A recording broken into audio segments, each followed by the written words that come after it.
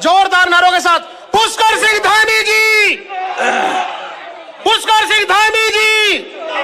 उनके साल में तो पंक्ति कहूंगा कि हम सबके लगते जिगर, कि हम सबके लगते जिगर श्री पुष्कर धामी जी पर, कि हम सबके लगते जिगर श्री पुष्कर धामी जी पर हम जान ने चौबर कर देंगे। और वक्त ने अगर हमसे खून मांगा हम वक्त का दामन भर देंगे, हम वक्त का दामन भर देंगे। पुष्कर सिंह धामी जी, पुष्कर सिंह धामी जी। बोलिए भारत माता की, भारत माता की।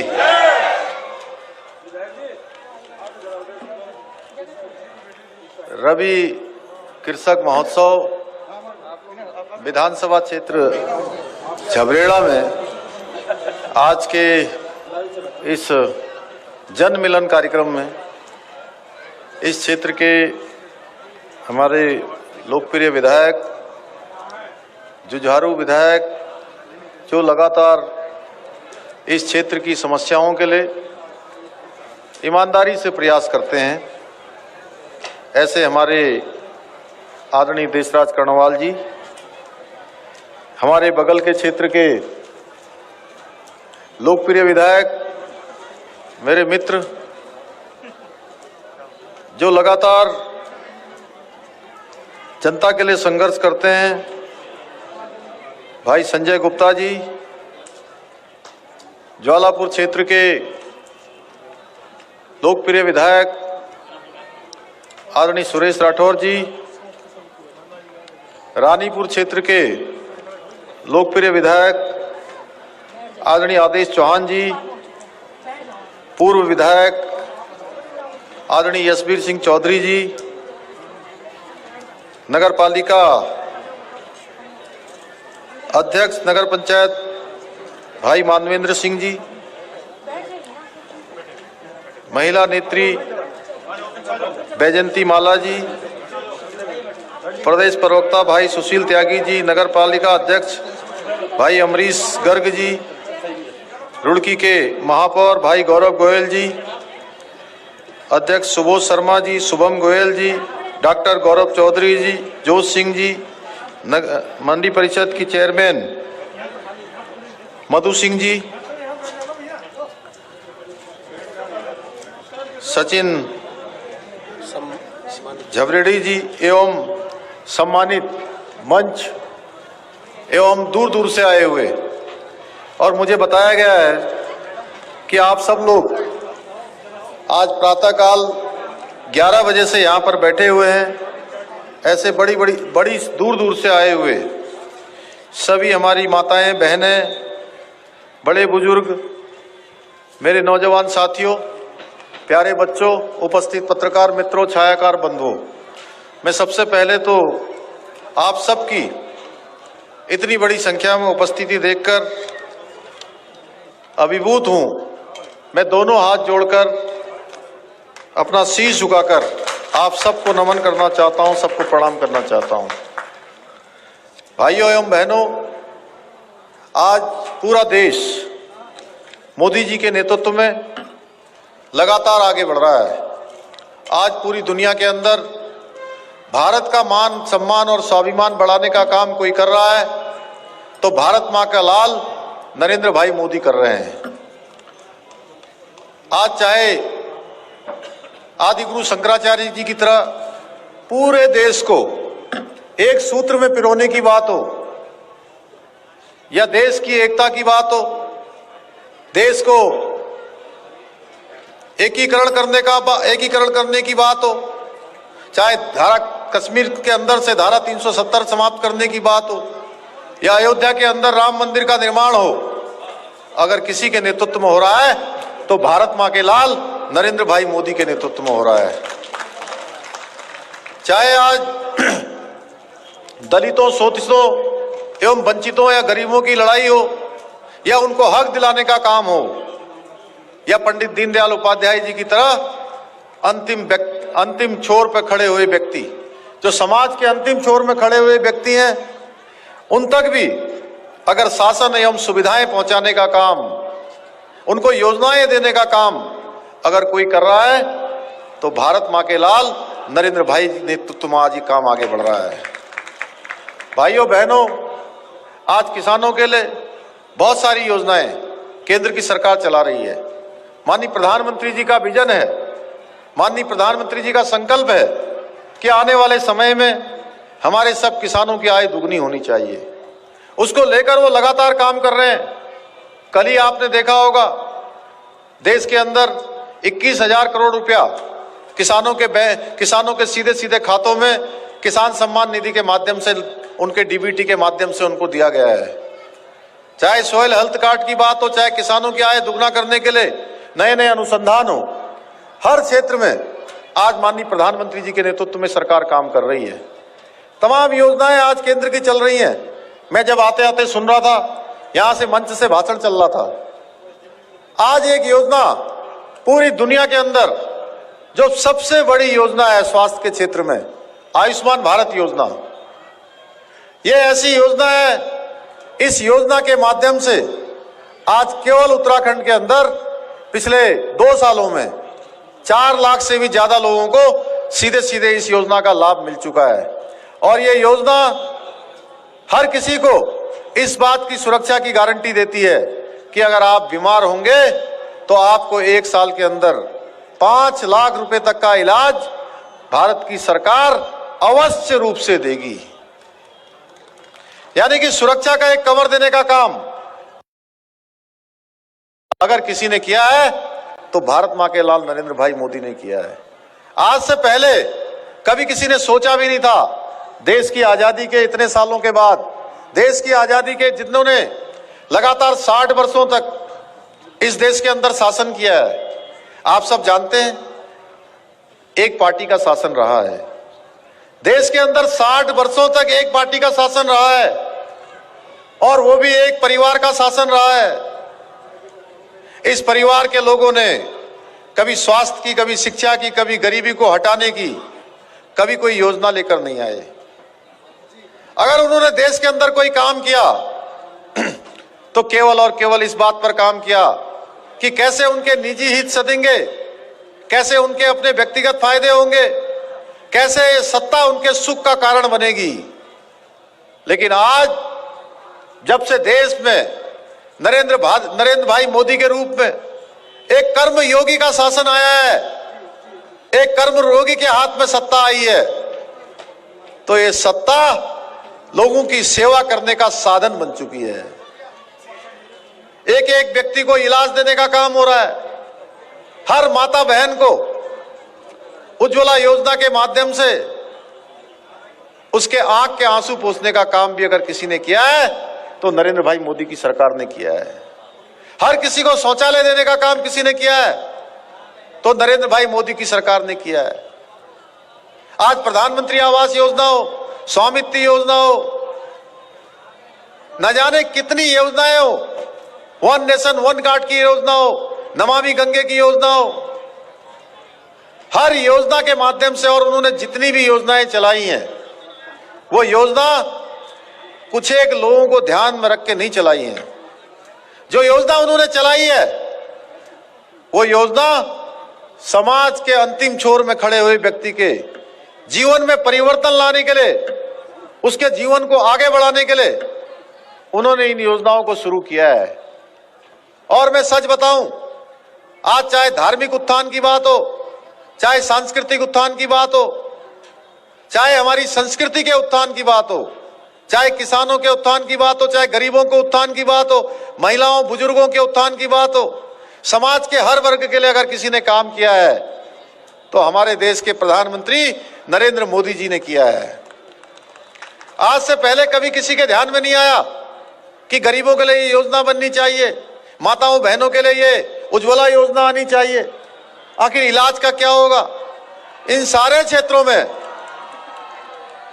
अगर किसी ने काम किया है तो हमारे देश के प्रधानमंत्री जी ने किया है। भाइयों बहनों, लगातार ये हमारी भारतीय जनता पार्टी की सरकार 2017 से चल रही है और इस सरकार में भी बहुत सारी योजनाएं आज धरातल पर उतरी हैं। अगर हम सड़कों के क्षेत्र की बात करें या हम स्वास्थ्य एवं चिकित्सा के क्षेत्र की बात करें, हर क्षेत्र में अभूतपूर्व तरीके से काम हुआ है। आज केंद्र और राज्य की सरकार ने मिलकर पिछले 5 सालों के अंदर उत्तराखंड में 1 लाख करोड़ से भी ज्यादा योजनाओं को यहां पर स्वीकृति प्राप्त हुई है। आप सोच सकते हैं 1 लाख करोड़ कितना होता है देशराज जी? आज भी हमने यहां पर सैकड़ों करोड़ की योजनाओं का लोकार्पण और शिलान्यास किया है। यह तभी संभव हुआ है जब केंद्र में भी सरकार है और प्रदेश में भी सरकार है। उसका नतीजा यह होता है, आप देख रहे होंगे, आपने कुछ वर्षों पहले देखा होगा, आप दिल्ली से रुड़की आते थे, रुड़की से आप हरिद्वार आते थे, या हरिद्वार से आप देहरादून जाते थे, या आप हरिद्वार से काशीपुर की तरफ जाते थे, तो आपको किस तरह की सड़क दिखाई देती थी? आप देखते होंगे भाइयों बहनों, ऐसा लगता नहीं था कि सड़कों पर गड्ढे हैं, लगता था कि गड्ढों के ऊपर सड़क बनी हुई है। मोदी जी के आने के बाद इन सब चीजों में अभूतपूर्व तरीके से परिवर्तन हुआ है। आजकल आप रुड़की से दिल्ली जाने पर आपको 2 से ढाई घंटे लगते हैं। अब देहरादून से भी आने वाले समय में 2 से ढाई घंटे लगने वाले हैं। आपके हरिद्वार से भी कम समय लगने वाला है। आज हम सड़कों के क्षेत्र में अगर ऊपर जाएंगे, पहाड़ों की तरफ आप जाएंगे, 4 धाम की तरफ, सभी जगह ऑल वेदर रोडें बन रही हैं। चाहे उत्तराखंड के एक कोने से दूसरे कोने को जोड़ना हो, हर क्षेत्र में तेजी से काम हो रहा है। हमारा देहरादून का हवाई अड्डा अंतर्राष्ट्रीय स्तर का हवाई अड्डा बनाए जाने की उस पर लगातार प्रक्रिया गतिमान है। इसी प्रकार से आज हवाई कनेक्टिविटी की बात हो या रेल सुविधाओं की बात हो, हर क्षेत्र में काम हो रहा है। भाइयों बहनों, मैंने भी 4 जुलाई 2021 से आप सबके मुख्य सेवक के रूप में काम करना शुरू किया है और इन 5 महीनों के कालखंड में हमने 500 से भी ज्यादा फैसले लिए हैं और हर वर्ग के लिए फैसले लिए हैं। चाहे हमने किसानों के गन्ना मूल्य को बढ़ाने की बात हो, पिछले साल के मुकाबले इस साल हमने 29 रुपए 50 पैसे गन्ने का मूल्य अधिक दिया है। चाहे धान की खरीद का मामला हो, हमने कहा कि हम किसान भाइयों को कोई परेशानी नहीं होने देंगे।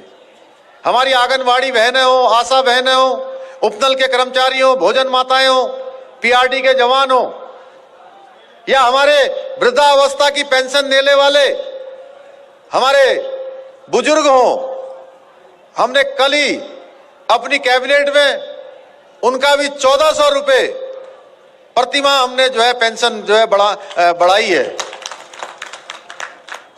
कोई ऐसा क्षेत्र नहीं है जिस क्षेत्र में हम काम नहीं कर रहे हैं और केवल घोषणाएं नहीं कर रहे हैं। जब मैं शुरू में पहले दिन मैंने आपके मुख्य सेवक के रूप में जिस दिन मैंने कार्यभार ग्रहण किया और सौगंध ली, मैंने शपथ ली कि मैं उत्तराखंड के 1 करोड़ 25 लाख भाई बहनों के लिए काम करूंगा, उसी दिन पहले दिन मंत्रिमंडल की पहली बैठक में हमने तय किया कि पूरे प्रदेश के अंदर जो 24,000 पद हमारे सरकारी नौकरियों के खाली पड़े हुए हैं, उन सारे 24,000 के 24,000 पदों को भरने की प्रक्रिया हम प्रारंभ करेंगे। और मुझे बताते हुए खुशी हो रही है कि आज उन सभी पदों पर भर्ती की प्रक्रिया गतिमान है। और पिछले कई सालों से हमारे पुलिस विभाग की जो भर्तियां नहीं हो रही थी, पुलिस विभाग की भर्तियां बंद थी, उन पुलिस विभाग की भर्तियों को भी हमने प्रारंभ कर दिया है। 1734 पद हमने स्वीकृत कर दिए हैं। हर क्षेत्र में हम निकाल रहे हैं। हमने फैक्ट्री वाले लोगों से भी कहा है, चाहे आज हरिद्वार का इंडस्ट्रियल एरिया हो, चाहे हमारा रुड़की का इंडस्ट्रियल एरिया हो, चाहे देहरादून का इंडस्ट्रियल एरिया हो या उधम सिंह नगर का क्षेत्र हो, हर क्षेत्र में काम करने वाले जो हमारे उद्योगों को चलाने वाले संस्थान है, उन संस्थान के लोगों से भी हमने अनुरोध किया है कि आप उत्तराखंड के अंदर अपना संस्थान चलाते हैं तो आपको उत्तराखंड के लोगों को, वहां के स्थानीय लोगों को उसमें पार्टनरशिप देनी होगी। पार्टनरशिप केवल जो है बंटवारे के आधार पर नहीं देनी होगी।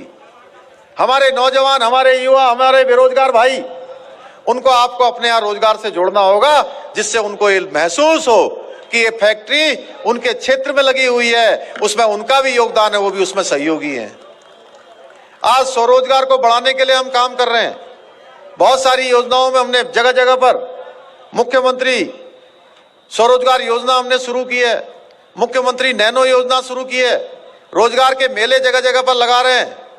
पर्यटन के क्षेत्र में हमारा राज्य आगे बढ़े, उसके लिए हमारे यहाँ पर होम स्टे जैसी योजनाओं को बढ़ावा देने के लिए हम काम कर रहे हैं। वीर चंद्र सिंह गढ़वाली पर्यटन के क्षेत्र में चलने वाली योजनाओं में हमने कहा है कि हम सब्सिडी को और बढ़ाने वाले हैं। जो 10 लाख सब्सिडी मिलती थी, हमने उसको 15 लाख किया है। जो 15 लाख सब्सिडी मिलती थी, हमने उसको 25 लाख किया है। हम लगातार हर क्षेत्र में काम कर रहे हैं। आपने देखा होगा, कल ही हमने पूरे उत्तराखंड के अंदर जो हमारे 10वीं और 12वीं के छात्र हैं या महाविद्यालयों में पढ़ने वाले छात्र हैं, कुल मिलाकर उनकी संख्या 2,65,000 होती है। उन 2,65,000 छात्रों को हमने देखा था जब कोरोना की महामारी आई थी। जिनके घर में संसाधन थे, जिनके घर में साधन थे, उनके माँ बाप उनको पैसा दे सकते थे, वो अपने मोबाइल से बच्चों की पढ़ाई करवा रहे थे। लेकिन ऐसे गरीब बच्चे थे, मैंने उनको देखा है कि कोरोना महामारी के दौरान उनके हाथ में न तो मोबाइल था, न कोई कंप्यूटर था, न लैपटॉप था, न कोई टैबलेट था। उन बच्चों के लिए हमने, हमारी सरकार ने तय किया कि हम सब बच्चों को, जो 10वीं और 12वीं के हमारे सरकारी स्कूलों में पढ़ने वाले छात्र और छात्राएं हैं और महाविद्यालय में पढ़ने वाले छात्र हैं, उन सभी छात्रों को हम टैबलेट देंगे। और कल हमने उसकी शुरुआत कर दी है। 2,65,000 बच्चों को अब सीधे सीधे टैबलेट के माध्यम से उनके बैंकों में डीबीटी के माध्यम से 12,000 रुपए दिए जा रहे हैं। और सभी जिलाधिकारियों से, सभी शिक्षा अधिकारियों से हमने कहा है कि आप उन बच्चों की सहायता करेंगे टैबलेट खरीदने में। बच्चों के बैंक में खाते में पैसे आएंगे और बच्चों सीधे सीधे उसका लाभ लेंगे। इसी प्रकार से युवा नौजवानों के लिए मैंने 1 अक्टूबर 2021 को पौड़ी जिले के पीठसेड़ में, जहां वीर चंद्र सिंह गढ़वाली जी का जो जन्म स्थान है, उस स्थान पर घोषणा की थी कि हम इस उत्तराखंड के अंदर एक योजना शुरू कर रहे हैं। और उस योजना का नाम हमने रखा स्वस्थ युवा स्वस्थ उत्तराखंड। चाहे वो मेरे हरिद्वार का युवा हो, चाहे मेरे झबरेड़ा का युवा हो, चाहे मेरा लक्सर का युवा हो, चाहे ज्वालापुर का युवा हो, चाहे भगवानपुर का युवा हो, या चाहे उधम सिंह नगर या चमोली या उत्तरकाशी या पिथौरागढ़, अल्मोड़ा, बागेश्वर या सुदूरवर्ती उत्तरकाशी का रहने वाला है, हर गांव में एक जिम खोला जाएगा, ओपन जिम। और हमने केवल घोषणा ही नहीं करी। पुष्कर सिंह धामी जिंदाबाद, जिंदाबाद जिंदाबाद पुष्कर सिंह धामी जिंदाबाद, जिंदाबाद जिंदाबाद और हमने केवल घोषणा ही नहीं करी भाइयों बहनों। कुछ प्रतिपक्षी लोग हमारे ऊपर सवाल भी उठा रहे थे। मैं उनका नाम नहीं लेना चाहता हूं, जब वो सरकार में रहे हैं, क्योंकि उन्होंने तब कोई काम किया नहीं, केवल घोषणाएं करते रहे, बड़ी बड़ी घोषणाएं करते रहे। उनको लगा कि जैसे मैं घोषणा करता हूं वैसे ही शायद पुष्कर सिंह धामी भी घोषणा कर रहा होगा। भाइयों बहनों, हमने घोषणा करी और घोषणा ही नहीं करी, उसका शासनादेश भी निकाल दिया, सभी जगह पर उसकी धनराशि भी जारी कर दी है। हम नई खेल नीति लेकर आए हैं और नई खेल नीति, हम ऐसी नीति लेकर आए हैं। मैं ये बातें आप सबके सामने इसलिए साझा कर रहा हूं कि आप सबकी जानकारी में होना चाहिए। कोई भी जनप्रतिनिधि आपके सामने आता है तो उसको अपना रिपोर्ट कार्ड देना चाहिए। और मैं आपको अपना ये रिपोर्ट कार्ड दे रहा हूं, जो मेरी पार्टी ने, पार्टी के हाईकमान ने, प्रधानमंत्री जी ने जो मुझे 5 महीने का ये समय दिया। इस 5 महीने के समय में आपके इस मुख्य सेवक ने पूरे प्रदेश के लिए कौन सा काम किया है, किन योजनाओं को बढ़ाया है, कितना परिश्रम किया है, कितना प्रयास किया है, यह हमारे सभी माताओं बहनों के बीच में आना चाहिए। क्योंकि आज जब से देश के अंदर नरेंद्र मोदी जी का शासन आया है, पूरे हिंदुस्तान के अंदर आज वर्क कल्चर बदल गया है, यानी कि कार्य संस्कृति बदल गई है।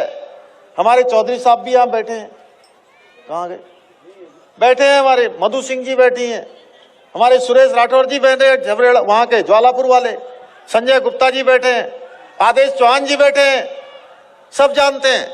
पहले के समय में बड़ी बड़ी बातें होती थी, लेकिन 2014 से जब से देश के अंदर मोदी जी का शासन आया है, अब ये बिल्कुल स्पष्ट हो गया है कि अब काम नहीं करोगे, अब काम नहीं करोगे तो घर में बैठा दिए जाओगे। क्योंकि अगर परिश्रम की पराकाष्ठा करना किसी ने सिखाया है तो नरेंद्र मोदी जी ने सिखाया है। मैं आपको एक सच्ची घटना बताता हूं, आज मोदी जी के नेतृत्व में कैसे काम हो रहा है। आज मोदी जी के नेतृत्व में आप केदारनाथ का उदाहरण देख लीजिए।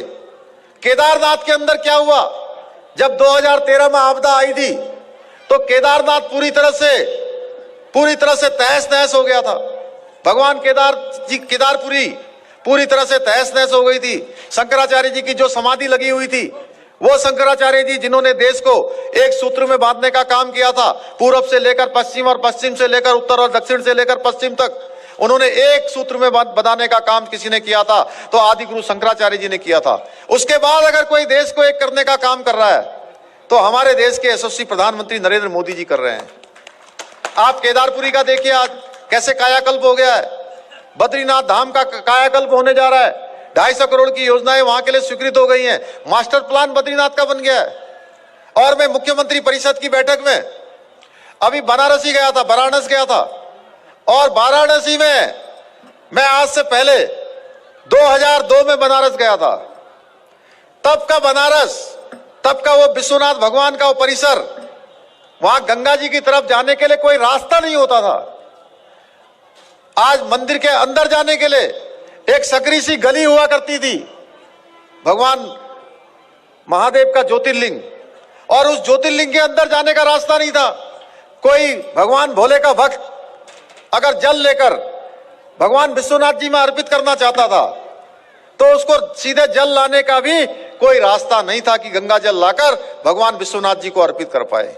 आज वो काशी अलौकिक काशी बन गई है। वो भगवान विश्वनाथ का मंदिर एक अलौकिक मंदिर बन गया है। भव्य काशी, दिव्य काशी का रूप ले चुका है। हाईवे बन गया है और मुझे भी ये सौभाग्य प्राप्त हुआ, मैं भी उस यात्रा का साक्षी हूं। मैं भी सीधे भगवान मां गंगा का जल लाकर मैंने भगवान विश्वनाथ जी को अर्पित किया है। मैं अयोध्या गया था अभी पिछले दिनों पहले। अयोध्या जब मैं गया, और 1998 में मैं अयोध्या गया था, उसके बाद में अभी अक्टूबर माह में 16 तारीख को अयोध्या गया। हम सब लोग कहते थे, नारा लगता था कि राम लला हम आएंगे मंदिर वहीं बनाएंगे, राम लला हम आएंगे मंदिर वहीं बनाएंगे। और एक सपना हो गया था, भगवान राम लला टेंट में रहते थे। अगर ये सपना भी साकार हुआ है, अलौकिक मंदिर बनने का सपना, तो ये भी नरेंद्र भाई मोदी जी के नेतृत्व में हुआ है। आज हर क्षेत्र में देश आगे बढ़ रहा है, दुनिया आगे बढ़ रही है। भारत का मान सम्मान स्वाभिमान दुनिया के अंदर बढ़ रहा है। भाइयों बहनों, उसी तर्ज पर हमने बहुत सारी योजनाएं यहां चलाई है। मुख्यमंत्री महालक्ष्मी किट योजना हमने अपनी बहनों के लिए प्रारंभ की है। बहनों के 2 बच्चे, जो 2 बालिकाओं के पैदा होने पर हम महालक्ष्मी किट योजना हम उनको दे रहे हैं। उस योजना से हमारी उन बहनों को सीधे सीधे जिस सामान की जरूरत बच्चे के पैदा होने के बाद माँ और बच्चे को होती है, उस योजना के माध्यम से हम दे रहे हैं। हमने मुख्यमंत्री वात्सल्य योजना चलाई है। इस योजना के माध्यम से जो बच्चे हमारे इस कोरोना महामारी में अनाथ हो गए हैं, उन बच्चों को प्रत्येक महीने पढ़ने के लिए हम 3000 रुपए की व्यवस्था सरकार की तरफ से कर रहे हैं। और जब तक 21 साल के बच्चे नहीं हो जाएंगे तब तक हम उनको देने वाले हैं। हमने आंगनवाड़ी बहनें, आशा बहनें हो, इन सभी बहनों का मानदेय बढ़ाया है, भोजन माताओं का बढ़ाया है, पीआरटी के जवानों का बढ़ाया है। अभी युवक मंगल दल और महिला मंगल दलों को हमने प्रोत्साहन राशि दी है। ऐसी तमाम योजनाएं हमने चलाई हैं। हम नई खेल नीति लेकर आए हैं। नई खेल नीति के माध्यम से ऐसे बच्चे अब जिनके अंदर प्रतिभा है, जिनके अंदर योग्यता है, क्षमता है, आगे बढ़ना चाहते हैं, तो अब उनके जीवन का अभाव, उनके माता पिता की गरीबी अब उनको आगे बढ़ने में कोई व्यवधान पैदा नहीं करेगी। सरकार उनकी सहयोगी बनेगी। हर क्षेत्र में हम लेकर आए। भाइयों बहनों, मैं हर जगह जाता हूं। चौधरी साहब कहाँ गए? अभी कह रहे थे। अब मैं जहां जाता हूं तो पत्रकार बंधु मुझसे पूछते हैं, या जनता के बीच में से भी सवाल आता है, कहते हैं कि आप काम तो बहुत अच्छा कर रहे हो, आप बहुत सारी योजनाएं ला रहे हो, और योजनाएं नहीं ला रहे हो, उनको धरातल भी उतार रहे हो, लेकिन समस्या क्या है? मैं कहता भाई परेशानी क्या है बताइए।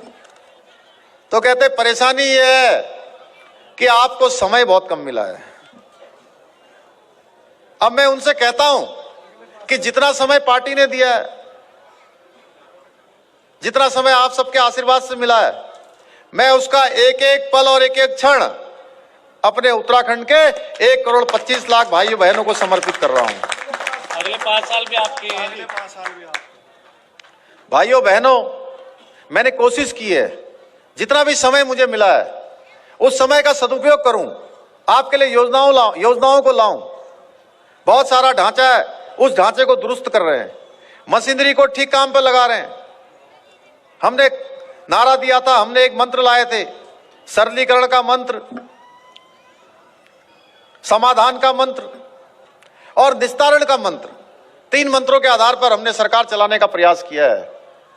आज मैं अभिभूत हूं, आप सबकी इतनी संख्या में यहां पर उपस्थित देखकर मैं कह सकता हूं कि निश्चित रूप से आपने हमारे इन कामों पर मोहर लगाई है, अपना समर्थन दिया है, अपना आशीर्वाद दिया है। इससे निश्चित रूप से हमारे काम करने की जो ऊर्जा है वो ऊर्जा बढ़ेगी, और मैं विश्वास दिलाता हूं कि हम उत्तराखंड के एक कोने से लेकर दूसरे कोने तक, क्योंकि हमारा प्रदेश बहुत सारी भौगोलिक परिस्थितियां यहाँ की भिन्न है, पहाड़ों की समस्या अलग है, मैदानी क्षेत्र की समस्याएं अलग हैं, यहाँ की जरूरतें अलग हैं, उधर की आवश्यकताएं अलग हैं। हम उसके आधार पर काम करेंगे। हमने कहा है कि हम सभी के विचार लेकर कि हमारा उत्तराखंड आने वाले समय में, जब हम 2025 में इस राज्य का स्थापना दिवस मना रहे होंगे, इस राज्य की रजत जयंती वर्ष को मना रहे होंगे, जब ये 25 साल का उत्तराखंड हो जाएगा, तब ये उत्तराखंड हमारा हिंदुस्तान का हर क्षेत्र में श्रेष्ठ राज्य बने, उसके लिए हम काम कर रहे हैं। उसके लिए हमने सारे विभागों को 10 साल का रोड मैप बनाने का हमने वो एक आदेश दिया है। उन सभी से 10 साल की योजनाओं को मांगा है कि 10 साल के अंदर आने वाले समय में उनका विभाग श्रेष्ठ विभाग कैसे बनेगा, कैसे वो अच्छा काम करेगा, कैसे वो उत्तराखंड को दिशा देने का काम करेगा, उत्तराखंड के लिए लाभकारी होगा, हमारे आने वाली पीढ़ियों के लिए लाभकारी होगा। उस दिशा में हम काम कर रहे हैं। भाइयों बहनों, मेरे पास बोलने के लिए बहुत है। अगर मैं बोलूंगा राठी तो मैं कई घंटों तक बोल सकता हूं। जितने महीने भी हुए हैं उतने महीने में मैंने कहा कि 500 से भी ज्यादा हमने फैसले लिए हैं।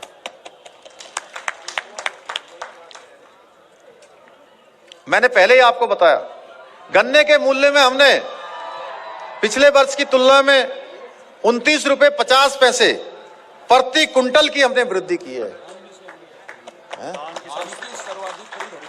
और धान की जो खरीद है इस वर्ष सर्वाधिक कहीं हुई है तो आपके जनपद हरिद्वार में हुई है। पुष्कर सिंह धामी जिंदाबाद, जिंदाबाद, पुष्कर सिंह धामी जिंदाबाद। भाइयों बहनों, जिंदाबाद। आज झबरेड़ा क्षेत्र के लिए अब मुझे लगता है कि 5 मिनट और लगेंगे, क्योंकि मैं आपके सामने जो घोषणाएं करने जा रहा हूं इस क्षेत्र के लिए। एक तो झबरेड़ा क्षेत्र में मिनी स्टेडियम और रोडवेज का बस अड्डा स्थापित किया जाएगा। मंगलौर से झबरेड़ा होते हुए खड़खड़ी दयाला उत्तर प्रदेश बॉर्डर तक सड़क निर्माण के संबंध में शासनादेश अविलंब निर्गत किया जाएगा। कस्बा झबरेड़ा में शिव मंदिर के पास महात्मा ज्योतिबा फुले की प्रतिमा स्थापित की जाएगी।